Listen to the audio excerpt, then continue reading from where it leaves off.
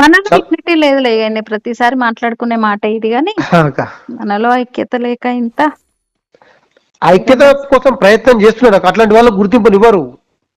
చాలా పెద్ద కుటుంబాలను ఇలా సంఘ ప్రచారంలో తీసుకుంటే కుటుంబాలు త్యాగం చేసి ఇలా దేశం కోసం సమాజం కోసం పనిచేస్తారు. జీవితం అంతా బతుకంతా త్యాగం చేస్తే ఎవడు పడితే వాడు పొలిటికల్ వదిలేసిండ్రు, రాజకీయ పార్టీలు వదిలేసి నరేంద్ర మోదీ నిన్న ఎర్రకోట నుంచి అరే 100 ఏళ్ల ఉత్సవం జరుపుకుంటుంది, 100 years అయిందని జస్ట్ విషెస్ లాగా చెప్పి గొప్ప సంస్థ అని ఒక్క మాట అన్నందుకు ఎట్లా ఎగురుతున్నారు చూడు వీళ్ళు. అసలు దాన్ని కూడా వచ్చుకోలేకపోతున్నారు. నాకు 37 సంవత్సరాలక అంటే ఆర్ఎస్ఎస్ వల్ల నేను ఆలయ ప్రవేశం చేసిన. అదే కదా, అంటే ఇంత గొప్ప పని చేస్తుంటే వీళ్ళకి ఎందుకు కళ్ళ కనిపించదు? దరిద్రులు మోపోయినరు చెప్పిన కదా, వీళ్ళంతా పైసా కోసం పనిచేసేటోళ్ళు బయట నుంచి ఆడిస్తున్నారు వీళ్ళని. కానీ మనం సామాన్య జనాలు కూడా కొంచెం అవేర్ అవ్వాలి. ఎప్పుడు తెలుసుకుంటారో, ఇంత ఆందోళన కలుగుతుంది.